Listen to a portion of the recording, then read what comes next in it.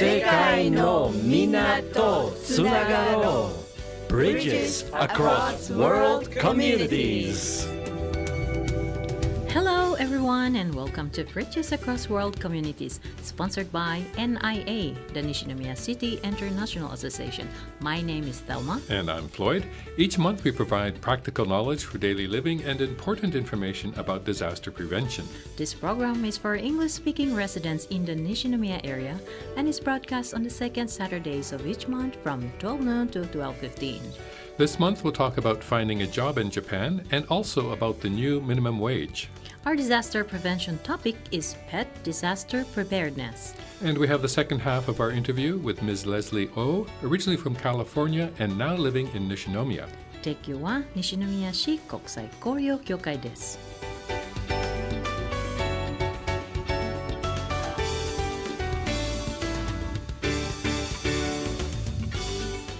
Hello, Thelma, and omedetou gozaimasu. Hello, Floyd and Ohu. Why are you congratulating me? Because you survived one of the hottest Japanese summers on record. Oh, yeah. It was brutal, wasn't it? Yeah. And I'm not looking forward to next year. Yeah, me either. So let's enjoy this beautiful fall weather while we can. Yeah, good idea. So what's our topic this month? Well, I'm sure many of our listeners are currently working or looking for a job. So today we have information about job hunting in Japan and also about the minimum wage that was increased this month. Yes, but first, it's important to remember that foreign workers in Japan have the same legal rights as Japanese workers in their companies or workplaces. And it's also important to know that if you want to work in Japan, you must have the appropriate resident status or visa that allows you to work.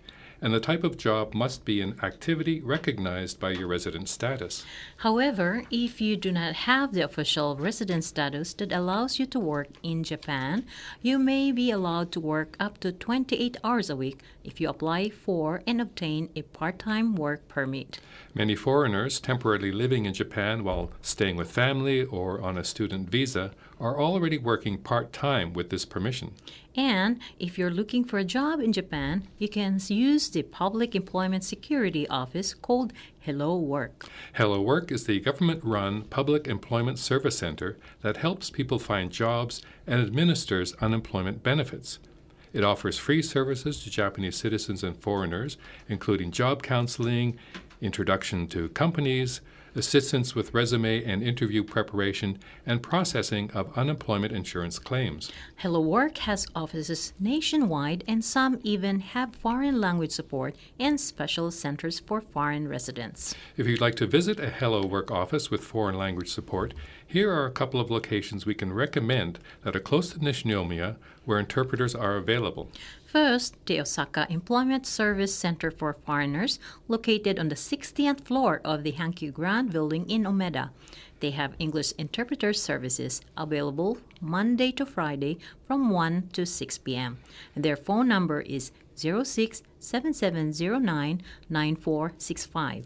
And second, the Kobe Employment Service Center for Foreigners, located on the first floor of the Hello Work Kobe office near JR Kobe Station. They have English interpreter services available Tuesday to Thursday from 1:15 to 5:15 p.m. Their phone number is 078-362-4570. These days, it's common and convenient for people to use the internet or phone apps for finding a job. However, please be careful. There are all kinds of scams targeting foreigners who are unfamiliar with life in Japan. Japan is a relatively safe country, but still have to be cautious. Be sure to use only well-known and verified job sites or services like Hello Work. And trust your instincts. If a job offer or recruiter feels suspicious, it's best to decline and walk away. Let's talk about the revised minimum wage. Oh, yeah. Okay. In Japan, the minimum wage is reviewed each year, and a new minimum wage goes into effect in October. It's different across the country and set by each of the 47 prefectural governments, and this year new minimum wage for Hyogo Prefecture, where Nishinomiya is located, is 1,116 yen per hour. Last year it was 1,052 yen, so that's a 64 yen hike. Not so bad, but considering the higher cost of living these days, I wish it were higher. Yes, so anyone in yoga working at minimum wage job confirmed that you're making at least 1,116 yen per hour starting in October. 7.7 Sakura FM. And we'd like to welcome back Leslie O for the second half of our interview. Welcome back. Hi, this is Leslie again. I just wanted to really briefly go over, because if people don't remember from last month, but basically you were born in California. Yep. And when you were 6 years old, you moved to Taiwan. Yep. And then when you were 12 years old, you moved back to California. Yep. Went to university there and joined the military. And with the U.S. military, you were stationed at Okinawa. Yep. And I think you were in the military for something like 7 years, something like that. Yeah, active duty and reserve time, so I wasn't full active duty the whole 7 years. Okay. So. I don't want to focus on the military, but I'm curious, that amount of time you spent in the military, there must have been some exciting events or things you've experienced. Anything you'd like to share, or something you really liked? I think the military provided very unique opportunities to meet a lot of different people from different backgrounds, because I felt like when I was in California, sometimes it was almost like a bubble where people think very similarly, but when you join the military, there's just people from all different kinds of states. There's people who immigrated from like a different country and they decided to join the military, and I felt like it was very valuable to see how different people can be. And also I was just very glad in general to be stationed in Okinawa, because stationing in Okinawa means that you have the opportunity to work with a lot of different countries' military. So we would sometimes exercise with Japanese Self-Defense Force, the Korean military, the Thailand military, and Australia's. So like there's a lot of opportunities for interactions with another country's military, which I think is very rare in itself. That is in Okinawa. Yeah, well, most of the exercises aren't in Okinawa itself. They actually, like, you would have the Thai exercise, so Cobra Gold, that's what's called, in Thailand. And then we would have the Japanese exercise in Kyushu, the Australia exercise in Australia, and then, like, the Korea exercises in Korea. So, like, we would fly there. Wow. Even though most of our base is mostly on Okinawa, but for the exercises, we will fly to all these countries to exercise with them. Wow. And so you get both travel and exposure to like a different country all together. No, you were mentioning earlier that you weren't sort of in the field. You mostly had I guess, a desk job is how you described it? Yeah, so when I was in Okinawa, I was more of a planner. So like my job was to coordinate cross-functional with like different sections, and also with my counterpart that's with the other country's military. So like I was an admin planner, and so I would talk to the admin planner for the other country. What's that, Adam? Admin, administrative Administrative. planner. So like I'm so used to it. All these acronyms in the military. yeah, so this is like personnel recovery. So like if someone passed away, how we're going to notify their next of kin. How are we going to replace the casualties if that happens? Right, there's also enemy prisoners. Like it's all to deal with like number counts and stuff like that. Wow. And so we would go on these planning conferences with the other country, and so there was definitely a lot of traveling and interaction. You mentioned that you do exercise with Thailand, Korea, Australia. Did they ever have exercise where all the countries were doing the exercise together, or was it always individually?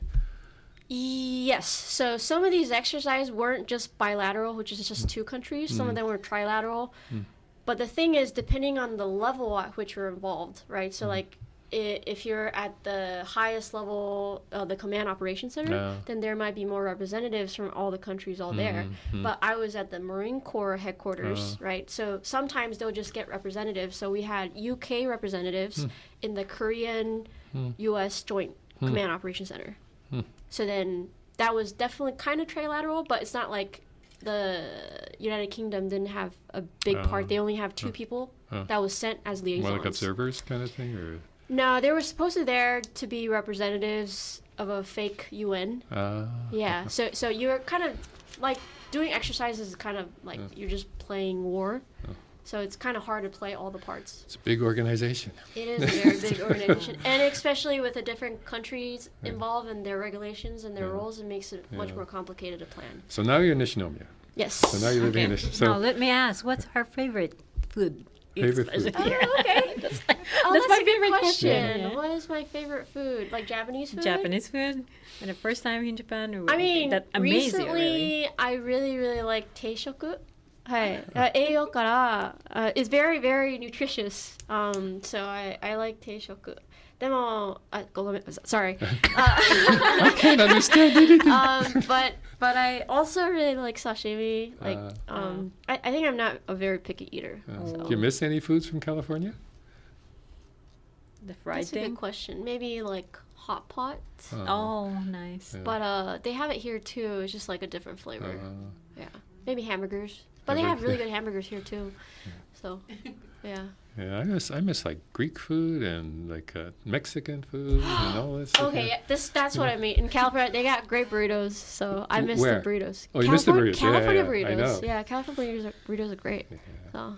I've been eating burritos from 7-Eleven lately. Not quite the same thing. No, definitely not. Do you like the okonomiyaki in Japan? Okonomiyaki, yes, I do. Are you not surprised with, the okonomiyaki thing? Like, what kind of Okonomiyaki, dish? I like it, but it's not like my go-to food. Like, if I had to pick between sushi and okonomiyaki, I'll probably pick sushi. Hi. So what are your plans? You plan to stay in Japan or you're going to be working again? Where are you going? Right now, my goal is to pass N1 in December. Ganbatte. Wow. And then after I pass N1, I have not yet decided what to do. As for whether I'll stay long-term in Japan, I think it depends on my husband's job. We do want to start a family, and I do think Japan's a better place to raise kids. Yeah, It's true. Hopefully stay in Japan more long-term. But I think with how the world is changing very quickly, you can't predict the future. So. Yeah. Well, if you were to move from Japan, what country would be your first choice these days? That's a good question. I feel like then I probably wouldn't move. I got to just really quickly, we're running out of time Yeah. already, but I saw your motorcycle helmet. It looks like you're riding some big motorcycle. No. Yeah. Did you look at the helmet? Yeah, with all the Wow. stickers. But Yeah, all the have you been traveling? driving around Japan at all on the motorcycle? Yeah, so I went to Kyushu, did a circle trip, kind of. I talked about it in the Chinese interview, actually. I also went to Tokyo one time. We also went to Shikoku, like for a week. So you're doing these long trips on your motorcycle. Okay, we're already out of time. Okay. But thank you, Leslie, for joining us, and Thank you good so luck much, with your Leslie. future plans. And it'd be nice if you start a family too. So Thank you, Floyd. okay, Good luck. Ganbatte. Bye-bye. Bye-bye. 防災情報です。When disaster occurs, animals can be affected as seriously as humans. Besides being prepared to safely evacuate your family members, it's also important to prepare to evacuate your pets. Here are a few things that you can do in advance. Along with a pet carrier, collars, and ID tags, prepare at least 5 days of water, food, medicine, and cleaning supplies for sanitation and hygiene. Make sure your pet is up to date with all vaccinations and has the recommended microchips implanted and, if it's necessary, has been sterilized. Also, secure a temporary place to board your pets other than the evacuation center, perhaps with a friend or a relative. And as usual, check evacuation centers and evacuation routes beforehand and share this information with your family. Now, at most evacuation centers, people and pets are not permitted to stay together, so it's important your pet is comfortable with entering and staying in a pet carrier or cage on a daily basis. On the Nishinomiya City website, there is a list of pet spaces installed as designated evacuation centers, where you can check details about the center's pet areas.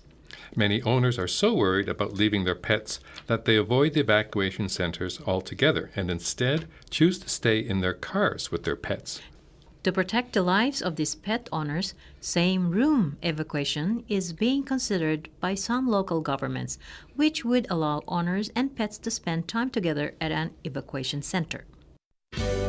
For information on Japanese learning opportunities and various events, please visit the NIA website or Facebook pages. Information is included in English. For applications, consultation services, and any other inquiries, please contact NIA at 0798-328680 or send an email to nia@nishi.or.jp. 提供は西宮市国際交流協会でした。